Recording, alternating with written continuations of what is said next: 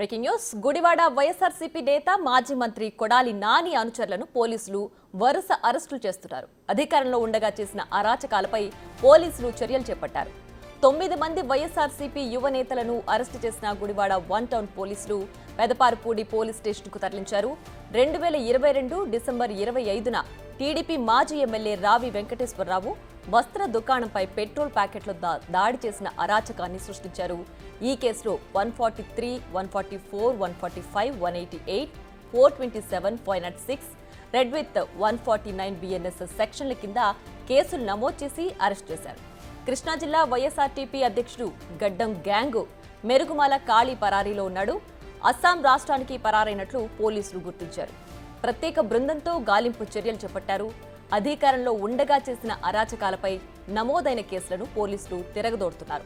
వరుస అరెస్టులతో వైఎస్ఆర్సీపీ అరాచకవాదుల వెన్నులో వణుకు మొదలైంది.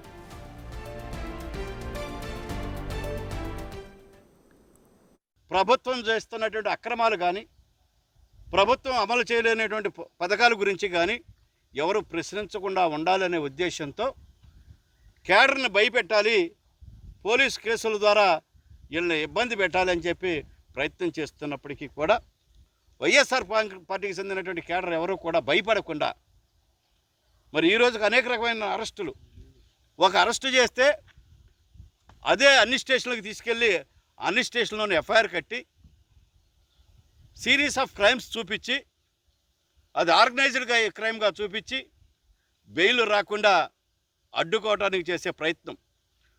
నిన్న మా state legal secretary Shri Sudhakar Reddy గారు చాలా స్పష్టంగా చెప్పారు.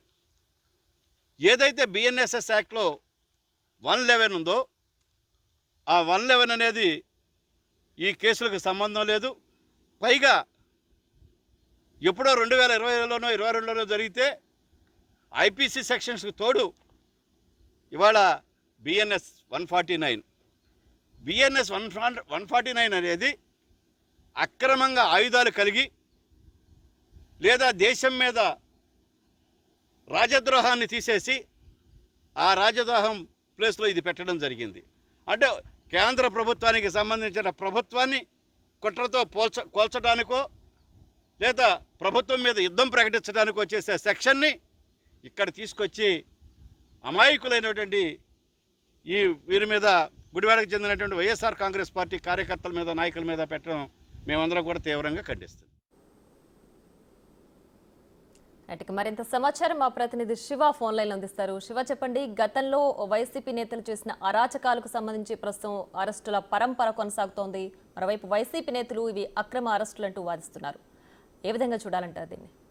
మొత్తం మీద చూసుకుంటే గుడివాడకు సంబంధించిన వైఎస్ఆర్సీపీ నేతల్ని 9 మందిని పోలీసులు అరెస్ట్ చేసిన పరిస్థితి కనిపించింది. అరెస్ట్ చేసి వారందరినీ కూడా కోర్టుకు తరలించే ప్రయత్నం అయితే కొనసాగుతోంది. అయితే ఏదైతే గతంలో 2022 డిసెంబర్ 25న తెలుగుదేశం పార్టీ మాజీ MLA Gudivada TDP incharge Venkateswara స్టాప్ పై కూడా పెట్రోల్ బాటిల్స్, పెట్రోల్ ప్యాకెట్లతో దాడికి పాల్పడ్డ కేసులో కూడా 9 మందిని అరెస్ట్ చేశారు. ఈ కేసులో కృష్ణా జిల్లా వైకాపా జిల్లా అధ్యక్షుడు పరారులో ఉన్నట్లు కూడా తెలుస్తా ఉంది. అలాగే కొంతమంది వ్యక్తులు అస్సాం రాష్ట్రానికి పరారైనట్లు కూడా పోలీసులు అయితే ఐడెంటిఫికేషన్ చేయడం జరిగింది. అలాగే వీరందరిపై కోసం ఎవరైతే పరారయ్యారో వారందరి కోసం ప్రత్యేక బృందాల ద్వారా గాలింపు చర్యలు అయితే కొనసాగుతున్నాయి. ముఖ్యంగా 9 మంది వైసీపీ నేతలు అరెస్ట్ చేసి పెదమూడి పోలీస్ స్టేషన్ కి తరలించారు గుడివాడ 1 టౌన్ పోలీసులు. మరికొద్ది సేపట్లోనే వీరందరినీ కూడా న్యాయస్థానం ఎదుట హాజరుపరిచి అక్కడి నుంచి రిమాండ్కి పంపించే అవకాశాలు అయితే కనిపిస్తున్నాయి. మరొక వైపు గత 5 ఏళ్లుగా ఇష్టానుసారంగా వ్యవహరించి టీడీపీ నేతలపై అసభ్యకరమైన పోస్టు పెట్టి ఇష్టానుసారంగా వ్యవహరించిన వ్యక్తులపై కఠిన చర్యలు తీసుకోవాలని చెప్పి టీడీపీ నేతలు కోరుతుంటే, మరొక వైపు